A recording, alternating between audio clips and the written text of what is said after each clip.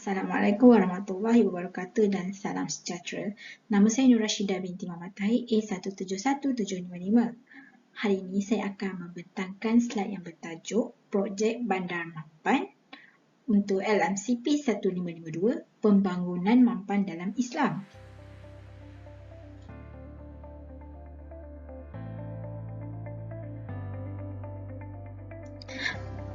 Baiklah, saya akan menceritakan serba sikit tentang latar belakang Bangi. Bangi atau dikenali sebagai Bangi Lama oleh masyarakat tempatan dan ianya merupakan sebuah pekan lama yang terletak di selatan daerah Hulu Langat, Selangor Darul Ehsan. Kedudukannya agak terpencil dan ketinggalan dari segi pembangunan dan kemudahan infrastruktur berbanding daripada Bandar Baru Bangi yang terletak 6 km di utaranya. Selain itu, Bandar Baru Bangi terletak di kawasan pentadbiran Majlis Perbandaran Kajang iaitu MPKJ yang sedang membangun dengan pesat dan kedudukannya yang strategik iaitu berdekatan dengan kawasan perindustrian, pentadbiran, institusi pendidikan dan perniagaan. Bandar Baru Bangi juga mempunyai kelebihan dari segi lokasi iaitu berhampiran dengan Kuala Lumpur dan Putrajaya. Maka daripada situlah ianya dapat menampung limpahan perumahan dan industri. Bandar Baru Bangi adalah Perbadanan Kemajuan Negeri Selangor iaitu PKNS dan dibuka serentak dengan Universiti Kebangsaan Malaysia pada tahun 1977. Berikut merupakan peta Bangi.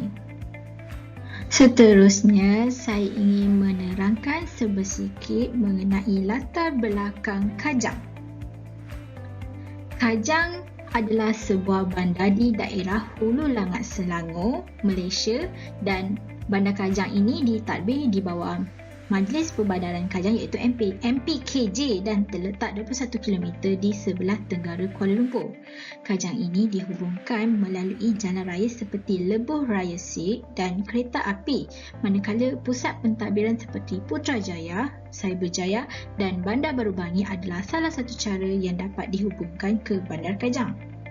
Selain itu, pusat tumpuan utama penduduk Kajang adalah seperti Kampung Sungai Balak, Taman Sarjana Impian, Sungai Kantan, Sungai Jeluk, Sungai Ramal, Sungai Chua, Sungai Sekamat dan Bandar Mahkota.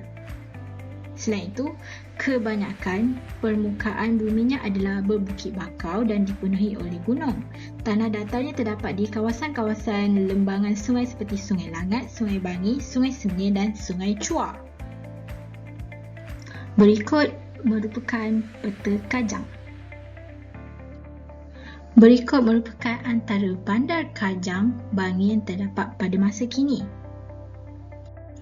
Terdapat 3 jenis jusuk pembangunan mampan dari segi alam sekitar, ekonomi dan sosial.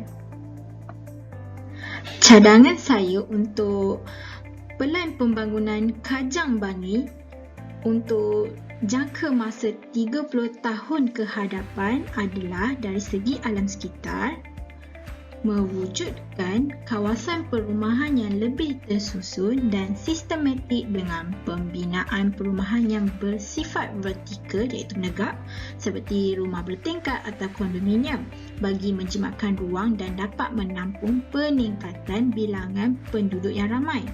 Pembinaan tersebut dapat mengurangkan lagi risiko penebangan hutan secara berleluasa. Yang kedua adalah mengurangkan penggunaan minyak petrol dan menggantikan dengan menggunakan tenaga solar ataupun biofuel.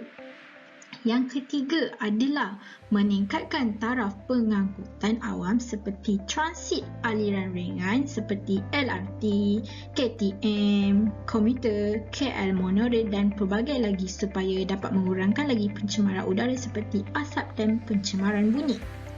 Yang keempat adalah menggantikan penggunaan plastik dengan penggunaan beg mesra alam seperti beg kain. Dari segi ekonomi pula, Pertama adalah dengan mengembangkan kekayaan harta zakat sedia ada melalui kaedah berniaga sambil beramal dan memperketatkan undang-undang dalam hal urusan zakat supaya dapat membantu dan menaikkan taraf kehidupan golongan asnaf serta golongan fakir miskin.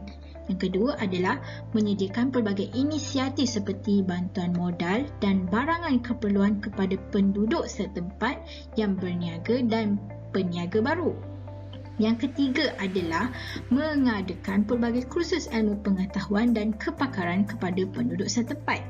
Yang keempat adalah mengehadkan pengambilan pekerja daripada negara luar ataupun orang asing dan membuka pelbagai peluang pekerjaan dari segi perniagaan, hospitality dan pelbagai lagi. Yang terakhir adalah dari segi sosial. Yang pertama adalah dengan menyediakan pusat rekreasi atau pusat sukan untuk menarik minat remaja serta masyarakat agar dapat membendung masalah gejala sosial yang berleluasa. Yang kedua adalah mengadakan aktiviti dan program kemasyarakatan tanpa mengenal kira bangsa, kaum dan agama.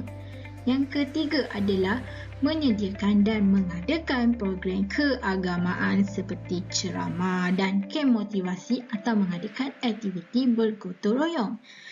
Dan terakhir adalah membangunkan institusi pengajian tinggi berteraskan penyelidikan bertaraf dunia. Sekian, terima kasih.